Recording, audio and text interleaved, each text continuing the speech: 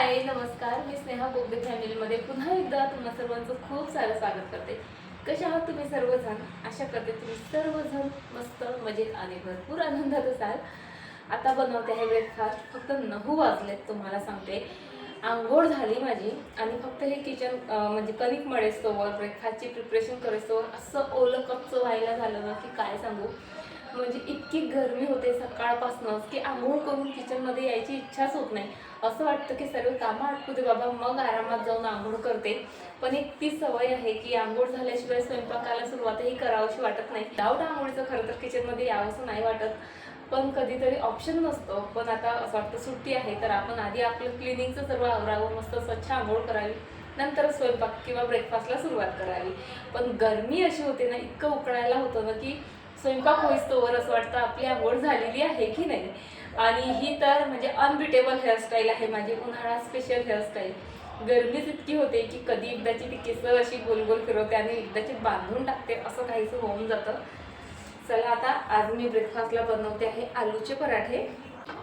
काय होतं, मुलं घरी असले ना त्यांचं सतत चाललेलं असतं भूक लागली भूक लागली, म्हणून असा ब्रेकफास्ट बनवायचा की त्याने पोट न भरलेलं राहील।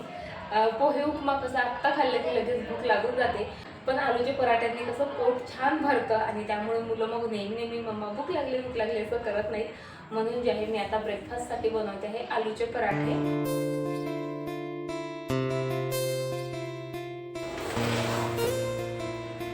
स्वयंपाक करताना कधीही खिडक्या दरवाजे जे आहे ओपन करून करायला पाहिजे किंवा एक्झॉस्ट फॅन तरी चालू असायला पाहिजे। आता चिमणी बिमणी सर्वांकडे काही नसते, पण ज्यांच्याकडेही असते ना खरंच ते खूप लकी आहेत। कारण मी नुकतंच एका सर्वेक्षणात वाचलं होतं, काही गोष्टी वाचल्या होत्या की बायकांना जो कॅन्सर होतो त्यातील एक कारण हेही आहे का बायका दरवाजे खिडक्या बंद करून किंवा एक्झॉस्ट फॅन वगैरे न लावता स्वयंपाक करतात, त्यानंतर तळण बिळण वगैरे वगैरे ह्या गोष्टी करतात आणि त्या गोष्टींचा त्यांच्या हेल्थवर बऱ्यापैकी परिणाम होतो आणि ते कॅन्सरचं कॉजही ठरतं। म्हणजे असं माझ्या ऐकण्यात वाचण्यात आलेलं आहे बरं। तर चला आता पटपटपट जे आहे सर्वांचा फेवरेट नाश्ता आहे हा आमच्याकडे। सो पराठे करते, मस्त ब्रेकफास्ट करते आणि नंतर तुम्हाला भेटते।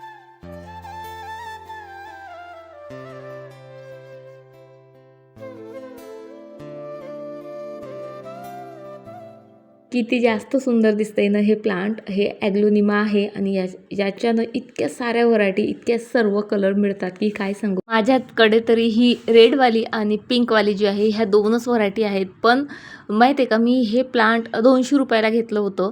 तशी तर तुम्ही सीझनमध्ये घ्यायला जाल ना पावसाळ्याच्या सुरुवातीला किंवा पावसाळाभर 500च्या खाली म्हणजे 450, 400, 500 असेच याची प्राईज असतात। पण ऑफ सीझनमध्ये म्हणजे हिवाळा संपता उन्हाळ्याच्या स्टार्टिंगला घ्याल तेव्हा मात्र हे 200-250ला मिळून जातं, तेही भरपूर बार्गनिंग करून। सो 200 रुपयाचं हे मी प्लांट आणलं होतं, पण त्यापासून मी मल्टिपल प्लांट्स बनवलेत। माझ्या 2-3 मैत्रिणींना दिले, माझ्या आईला, मामीला, आईच्या मैत्रिणीला आणि कितीतरी जणांना हे प्लांट मी दिलेले आहेत। म्हणजे या प्लांटचे 200 रुपये मी पुरेपूर वसूल केलेत।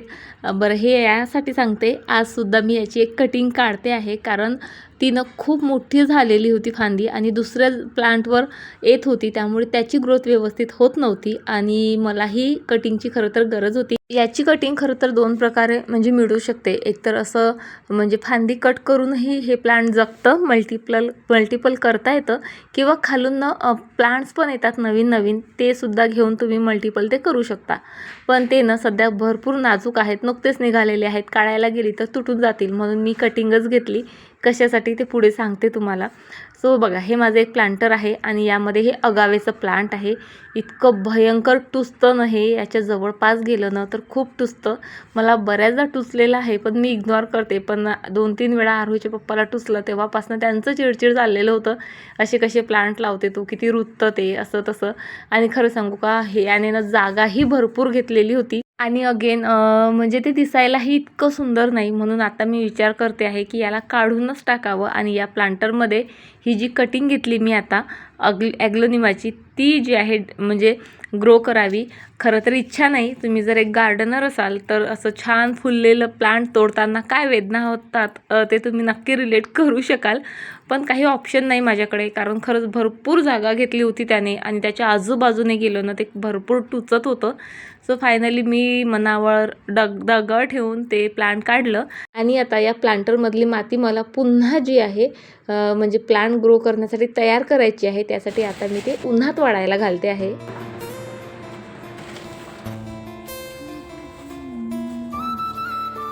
आता मी बनवते आहे भाजी आणि आज बनते आहे स्पेशल अशी तांदूळ जिऱ्याची भाजी. बघा, पालेभाज्या म्हटलं की आपल्याकडे येत असतात पालक, मेथी, कोथिंबीर, संपलं. पण त्या व्यतिरिक्त बाजारात भरपूर अशा ज्या आहेत पालेभाज्या असतात. जशी ही तांदूळ जिऱ्याची भाजी आहे, भोळीची भाजी आहे, चिवईची भाजी आहे आणि त्या व्यतिरिक्त ब्लॅक माठ असतो, हिरवा माठ असतो, त्यानंतर आंबट चुक्याची, म्हणजे अशा इतक्या जास्त भाज्या असतात ना. पण माणसांना त्या काही दिसतच नाही. त्यांना फक्त पालक आणि मेथी बस एवढंच जे आहे कळतं, कारण त्यांना ते खायचंच नसतं. आणि मुलांचं तर मग पालेभाज्या म्हटलं की नाका तोंडावर वळ्या पडतात. पण तरीसुद्धा मी ना आता आजूचे पप्पा बाजारात जायला निघाले ना, आवर्जून त्यांना म्हणजे सांगत असते, ज्या काही वेगळ्या भाज्या दिसतील, ज्या काही पालेभाज्या दिसतील, प्लीज त्या घेऊन या. मग त्यांची इच्छा असो की नसो, त्यांना त्यांची नावं माहीत असो की नसो, जी वेगळी भाजी दिसली किंवा नवीन दिसलं काहीतरी सो ते घेऊन येत असतात. यावेळेस त्यांनी बऱ्याच ज्या आहेत पालेभाज्या घेऊन आलेत.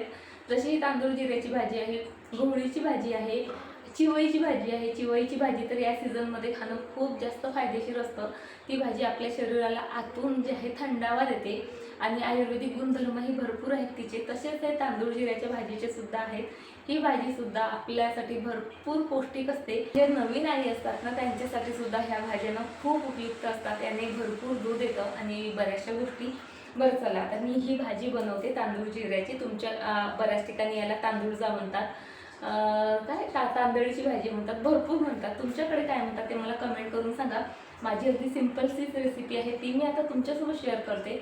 पण तुमच्याकडे ही भाजी कशा प्रकारे बनवतात ती रेसिपी ही शॉर्टकटमध्ये ना मला कमेंटमध्ये सांगा, म्हणजे पुढच्या वेळेस मी ती रेसिपी ट्राय करेल. जसं मी बोलले, खूपच इझी रेसिपी आहे. काही नाही, कढईत तेल गरम केलं, त्यामध्ये थोडं जिरं घातलं, 3-4 लाल मिरच्या घातल्या आणि सोबतच लसूण मला असा कुटून घालायला आवडतो, म्हणजे अर्धवट कुटलेला, खूप मस्त फ्लेवर येतो त्याचा.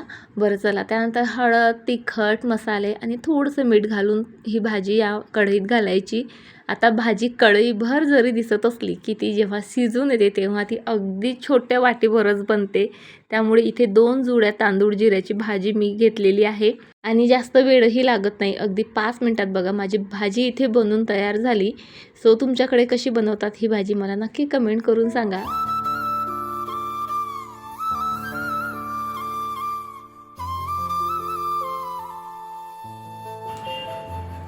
माहीत आहे का, आमचं हमसून हमसून हमसून असं रडणं चाललेलं आहे. म्हणजे चेहरा असा पायांमध्ये घालून आणि असं असं चाललेलं आहे. त्याला असं वाटत आहे की मी असा रडील, हट्ट करेल, जिद्द करेल तर मम्मा मला जाऊ दे, हो ना. बघा, आता मी जसं तुम्हाला सांगितलं, कालच जे आहे पिहूचा परवाला पिहूचा लास्ट पेपर होता. काल त्याला स्कूल होती, आज पण त्याला स्कूल होती. पण त्याने आता माहीत नाही कुठनं मनात आला आणि हट्ट धरून बसला, त्याला मामाकडेच जायचं आहे.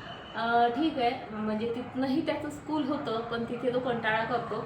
आणि मग म्हणजे आईने जरी जबरदस्ती केली ना स्कूलला पाठवायची तर मग माझे पप्पा म्हणतात, लेकराचं मन नाही ना, राहू दे ना, झाली ना एक्झाम, काय गरजेचं आहे, असं तसं. म्हणून माझी तिथे त्याला पाठवायची इच्छा नाही, कारण स्कूल आता काय 15-20 दिवस आहे, त्यानंतर सुट्ट्याच लागणार आहेत. पण तो ती गोष्ट ऐकायला तयारच नाही. आणि त्याचं चाललेलं की मला मोबाईल दे आणि मला कॉल करायचा आहे माझ्या मामाला, आणि मी तो करू देत नाही आहे. कारण त्याने जर कॉल केला की मामा लगेच येतो, घोड्यावरच बसलेला असतो. आणि त्याहीपेक्षा जास्त पप्पांची भीती. पप्पांना जर त्याने फोन केला ना, मग पप्पा तर कसेच ऐकत नाहीत. मंगेशला तरी मी समजावून सांगू शकते, रागवू शकते किंवा त्यालाही काही गोष्टी म्हणजे तो समजून घेतो स्वतःहून. पण पप्पांचं तसं नाही. पप्पा तर म्हणतील एक्झाम झाली ना, चल बंद कर तुझे नाटकं, चल दे त्याला पाठवून किंवा सरळ घ्यायला येतील, मग तर त्यांना रिकामं नाही पाठवू शकत. सो असं जे आहे आणि ही गोष्ट त्याला माहिती आहे, म्हणून तो इतका हट्ट करतोय मोबाईलसाठी. आणि त्याला तेव्हाची मी जवळपास 1 तास झाला त्याची ही नाटकं चाललेली, पण मी काही त्याला मोबाईल देणार नाही आहे. तो कितीही रडला, काहीही केलं तरी. आता आमचं असं जे आहे चाललेलं आहे. आतापर्यंत आवाज होता, आता आवाज बंद झाला, आसू बंद झाले, पण हुंदके देणं चाललेलं आहे.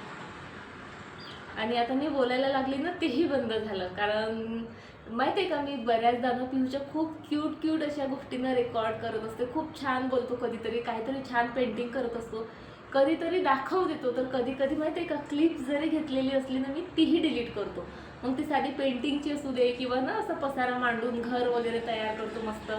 मला दाखवावं असं वाटतं, छोट्या मुलांचं क्यूट वाटतं असं. पण त्याला ते दाखवायचं असलं ना तेच तो दाखवू देतो. जी गोष्ट त्याला दाखवायची नसली किंवा कामं करताना तर आता तो क्लिप घेऊच देत नाही मला. आधी मी बघा कितीदा शेअर करायची, माझा पिहू मला खूप हेल्प करतो, आताही तो हेल्प करतो. पण त्याचं जर का शूट केलं ना की तो सरळ मोबाईल घेतो. आधी तर नाही म्हणतो, जबरदस्तीने केलं की सरळ तो क्लिप डिलीट करतो. बरं डिलीटच नाही करत तर रिसायकल बिनमधून जाऊन तिथले सुद्धा डिलीट करतो. इतका हुशार झाला आहे तो आता. कारण त्याचं म्हणणं असतं, मी तुझ्या व्हिडिओमध्ये दिसलो की माझे फ्रेंड्स आणि दीदीचे फ्रेंड्स मला चिडवतात. बरं चला आता जास्त जर बोलली ना ही क्लिप पण तो डिलीट करून टाकेल, म्हणून इथे बडबड बंद करते.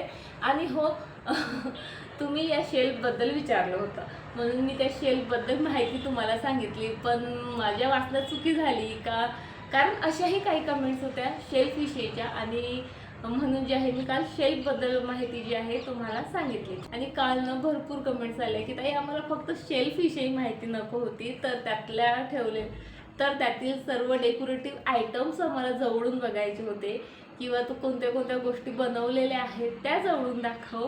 आणि खास करून ती एक बॉटल फ्रेम आहे बनवलेली, तिच्याविषयीचे क्वेश्चन्स होते. सो चला, होते अशी गडबड कधी एकतर माझ्या वाचण्यात झाली असेल गडबड, किंवा माझ्या समजण्यात झाली असेल, किंवा मग त्या कमेंट्स ना माझ्या डोक्यात मिक्स मॅच झाल्या असतील. कारण बऱ्याचदा या शेल्फबद्दलही विचारल्या जातं. जो घराचा होम टूर वगैरे आहे त्याही व्हिडिओला बऱ्याचदा कमेंट्स येतात, या वॉल शेल्फविषयी किंवा या प्लांटर स्टँडविषयी वगैरे. सो ते सर्व मिक्स मॅच झालं असेल, म्हणून ही चुकी माझ्याच्याने झाली. बरं चला, तुम्हाला हे सर्व डेकोर आयटम्स पाहायचेत ना आज, सो डिटेलमध्ये दाखवते आणि कसे काय बनवले तेही शॉर्टकटमध्ये सांगते. जर तशा टाईपचे पुन्हा मी बनवले तर मग शेअर तर करेलच तुमच्यासोबत. माझ्या तोंडून एक वाक्य तुम्ही बऱ्याचदा ऐकलं असेल का, घर सजवायला पैशाची गरज नसते. तर आपल्या आवडीची असते, इच्छाशक्तीची असते, क्रिएटिव्हिटीची असते, आणि आपल्या घरावर असलेलं प्रेम सर्वात महत्त्वाचं असतं. मला तर म्हणजे माझं घर सर्व काही आहे असं म्हटलं तरी चालेल. आणि म्हणजे मी सांगते ना तुम्हाला, माझ्या घरातल्या जवळपास 5 ते 10% वस्तू ह्या म्हणजे मी ऑनलाईन ऑर्डर केलेल्या असतील किंवा कुठनं घेऊन आलेली असेल. म्हणजे डेकोरेटिव्ह आयटम्स बद्दल बोलते आहे मी. बाकी सर्व हँडमेड आहे. अगदी माझ्या घरातला कचरा म्हणजे प्लास्टिक म्हणा किंवा कार्डबोर्ड वगैरे वगैरे यापासूनच जे आहेत ह्या सर्व डेकोरेटिव्ह आयटम्स जे आहेत मी बनवलेले आहेत.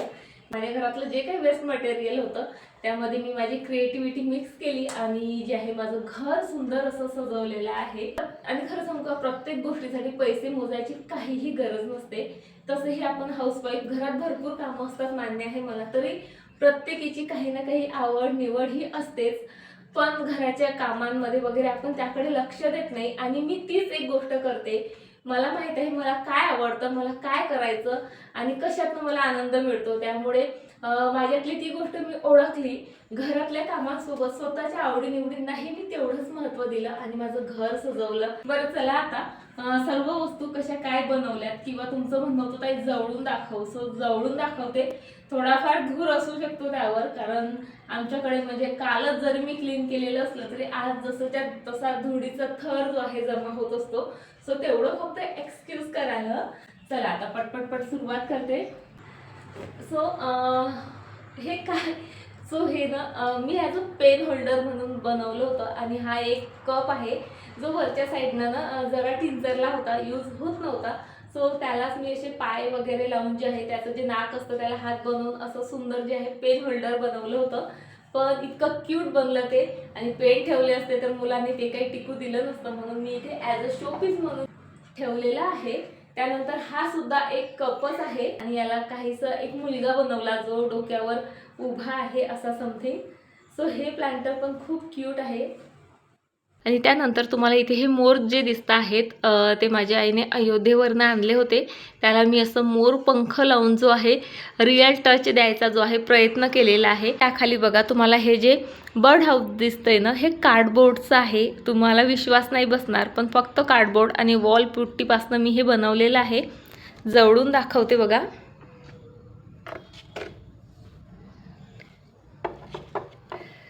आधी ना मी कार्डबोर्डच्या वस्तू बनवायला भ्यायची, असं वाटायचं कार्डबोर्डचं कितीतरी दिवस टिकेल, विनाकारण मेहनत, आपले कलर्स वॉलपुट्टी वेस्ट होईल.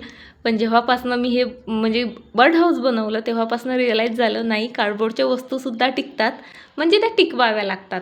बरं चला, त्याखाली ही सुंदरशी डॉल आहे, जी डॉल माझ्यासाठी खूप खूप खूप जास्त जवळची आहे. कारण ही डॉल मला ज्या फ्रेंडने दिली होती ना, आत्ता ती या जगात नाही. ॲक्च्युली ही डॉल तिने मला 12th म्हणजे मी 12thमध्ये असताना दिली होती. ही आईकडेच ठेवून होती, पण जेव्हा ती या जगातून गेली ना, तेव्हा मी आईकडनं ही घेऊन आले. कारण म्हणजे तिची आठवण म्हणून. सो या डॉलबद्दल तर कायच सांगू. दोन ज्या आहेत ना, मी 2 वर्ष आधी बनवल्यात आणि ह्या तर रिसेंटलीच बनवल्यात आणि त्याचा व्हिडिओ पण तुमच्यासोबत शेअर केलेला आहे. बघितला नसेल तर जाऊन बघा, चॅनलवर इतक्यातच अपलोड केलेला आहे. आणि वरच्या साईडला बघा, हे जे स्वान दिसत आहेत ना, ते मी मिशोवरनं बोलवलेले आहेत. त्याखाली जो डॉगी आहे तो असाच रँडम कोण्यातरी जत्रेतनं घेऊन आलेला आहोत. त्यानंतर हे साईबाबाची जी छोटीशी मूर्ती आहे, ही पण मला कोणीतरी गिफ्टच केली होती. त्यानंतर खाली जे हे गणपती बाप्पा आहेत, हे मी फ्लिपकार्टवरनं बोलवलेले आहेत आणि तुमच्यासोबत काल याची लिंकही शेअर केलेली आहे. शिवाय हे प्रोडक्ट मी टॅगही केलेला आहे. त्यानंतर ही फोटो फ्रेम जी आहे, फोटो फ्रेम बॉटल म्हणू याला. सो ही तुम्हाला बघायची होती ना, 1 मिनिट जवळून दाखवते जरा. सो ही अशी काहीशी बॉटल आहे बघा. आणि ही जी दिसते तुम्हाला वरून सांगते, ही जी दिसते ना, ही आहे सुतळी. हे जे दिसतात हे आहेत हरभरे. यस, हरभरे आहेत हे पण हरभरेच आहेत. मी काय केलं, या बॉटलला ना आधी जे आपलं टिश्यू पेपर असतो तो फेविकॉलच्या मदतीने चिपकवला. त्यानंतर पूर्ण बॉटलला ब्लॅक कलर दिला.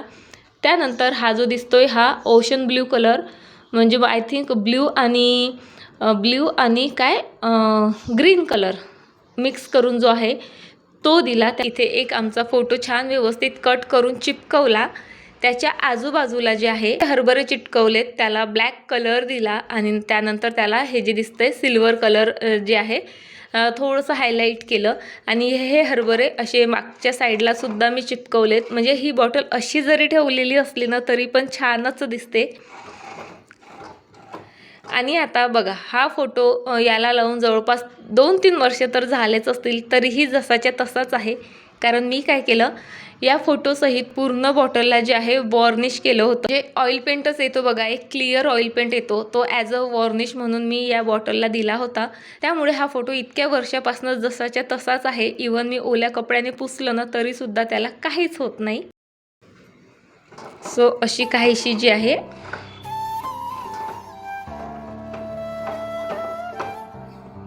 आणि त्याच्या साईडला तुम्हाला हे राजस्थानी कपल दिसेल. सेम साईजच्या 2 बॉटल घेतल्या मी. हे जे मनी दिसत आहेत हे पण वॉलपुट्टीपासूनच बनवलेत.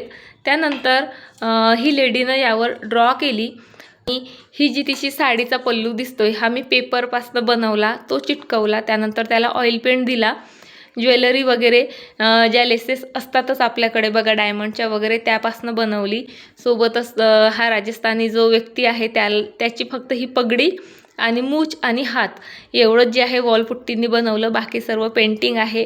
अगेन इथे मी पूर्ण जो आहे ऑइल पेंट यूज केलेला आहे, त्यामुळे त्याला वॉर्निश वगैरे करायचीही गरज नाही. आणि हा जो स्मोक फाउंटेन दिसतोय तुम्हाला, याचा व्हिडिओसुद्धा आपल्या चॅनलवर आहे. तुम्ही बघितला नसेल तर नक्कीच बघा. खूप इझी आहे. प्लास्टिक बॉटलपासनं आणि वॉलपुट्टीपासूनच बनवलेला आहे. अगेन कप यूज करून ही छान छोटीशी स्कूटर बनवलेली आहे मी. याचा उपयोग तुम्ही पेन होल्डर, त्यानंतर स्पून होल्डर किंवा ॲज अ फ्लावर वास म्हणून सुद्धा करू शकता. सो अशा प्रकारे अतिशय वेस्ट मटेरियलपासनं बनवलेल्या अगदी ह्या छोट्या मोठ्या वस्तूंनी मी माझं घर डेकोरेट केलेलं आहे. आणि खरंच ग्रेटफुल आहे मी तुमची, का मी जे काही छोटे मोठे DIY तुमच्यासोबत शेअर करते ते तुम्हाला आवडतात आणि ते तुम्ही मला मनापासून सांगता देखील. हे इथे जे काही DIY तुम्हाला दिसत आहेत त्यातले बरेचसे म्हणजे मी व्हिडिओ बनवत नव्हते तेव्हा बनवलेले आहेत आणि जे काही आत्ता म्हणजे व्हिडिओ बनवायला लागलेले तेव्हापासून बनवलेले आहेत त्या सर्वांचे व्हिडिओ आपल्या चॅनलवर आहेत. सो तुम्हाला जर इंटरेस्ट असेल तर तुम्ही खरंच ते व्हिडिओ बघा. तुम्ही त्यातनं नक्की इन्स्पायर व्हाल आणि घरातलं जे काही वेस्ट मटेरियल असतं फेकून देताना दोनदा विचार कराल आणि आपल्या हाताच्या जादूने त्या कचऱ्यापासून जे आहे तुम्हीही तुमचं सुंदर घर जे आहे आणखी सुंदर बनवू शकाल. सो चला, आय थिंक म्हणजे तुम्हाला हे सर्व पाहायचं होतं आणि आता मी बऱ्यापैकी जवळून दाखवायचा ते प्रयत्न केलेला आहे. तरीही काही क्वेरीज असतील तर नक्की जे आहे मला कमेंट सेक्शनमध्ये विचारा. मी तिथे उत्तर किंवा मग असाच एखादा व्हिडिओसाठी घेऊन येईल. सो चला, आता या छोट्या मोठ्या DIY सोबत आजचा जो व्हिडिओ आहे तो मी इथे संपवते आणि तुम्हाला उद्या भेटते अशाच एका छान व्हिडिओ सोबत. तोपर्यंत फ्रेंड्स स्वतःची काळजी घ्या आणि हो, अजूनही आपल्या चॅनलला सबस्क्राईब केलेलं नसेल तर मेक शुअर तेवढं करून घ्या. व्हिडिओ आवडला असेल लाईक करा, शेअर करा आणि छान छान कमेंट करा. चला, पुन्हा भेटते तुम्हाला अशाच एका छान व्हिडिओ सोबत. तोपर्यंत स्वतःची काळजी घ्या. बाय.